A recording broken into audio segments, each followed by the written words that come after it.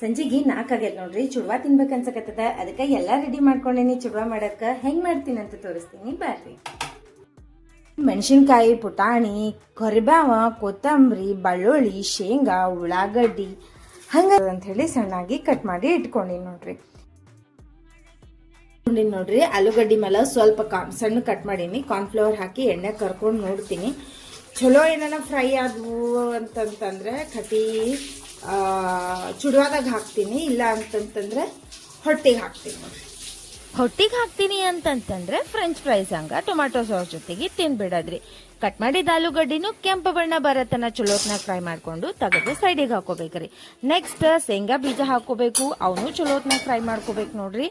ಎಲ್ಲಾನು ತೆಗೆದು ಸೈಡಿಗೆ ಹಾಕೋಬೇಕು. ಈಗ ಉದ್ದುದ್ದು ಕಟ್ ಮಾಡಿದ ಉಳ್ಳಾಗಡ್ಡಿ ಏನಿದ್ವಿ ನೋಡ್ರಿ, ಅವನು ಚಲೋತ್ನಾಗ ಕೆಂಪು ಬಣ್ಣ ಬರತನನು ಎಣ್ಣೆ ಒಳಗ ಕರ್ಕೊಂಡು ಸೈಡಿಗೆ ತೆಗೆದು ಇಟ್ಕೋರಿ. ನೆಕ್ಸ್ಟ್ ಏನಂತಂತಂದ್ರೆ ಸಣ್ಣದಾಗಿ ಜಜ್ಜಿದ್ದ ಬೆಳ್ಳುಳ್ಳಿ ಏನಿರ್ತಾವಲ್ರಿ, ಅವು ಭಾರಿ ಟೇಸ್ಟ್ ಹತ್ತಾವ ನೋಡ್ರಿ. ಚುಡ್ವಾದಾಗ ಚಲೋತ್ನಾಗ ಕೆಂಪು ಬಣ್ಣ ಬರತನ ಫ್ರೈ ಮಾಡ್ಕೋರಿ. ಇದಾದ್ಮೇಲೆ ಮೆಣಸಿನ್ಕಾಯಿ, ಒಣಮೆಣಸಿನ್ಕಾಯಿ ಇದ್ರು ಒಣಮೆಣಸಿನ್ಕಾಯಿ ಹಾಕ್ರಿ. ನನ್ನ ಕಡೆ ಹಸಿ ಮೆಣಸಿನ್ಕಾಯಿ ಇದ್ದು ಅಂತ ಹೇಳಿ ಹಸಿ ಮೆಣಸಿನ್ಕಾಯಿನ ಉದ್ದಿದ್ದು ಸೀಳಿ ಕಟ್ ಮಾಡ್ಕೊಂಡು ಚಲೋತ್ನಾಗ ಫ್ರೈ ಮಾಡ್ಕೊಂಡೇನ್ರಿ. ಮೆಣಸಿನ್ಕಾಯಿ ಎಷ್ಟು ಕ್ರಿಸ್ಪಿ ಆಗ್ತಾವ ಅಷ್ಟು ಚಲೋತ್ನಾಗ ತಿನ್ನಾಕ ಚುಡುವ ಅಷ್ಟು ಚಂದ ಹತ್ತಾವ ನೋಡ್ರಿ.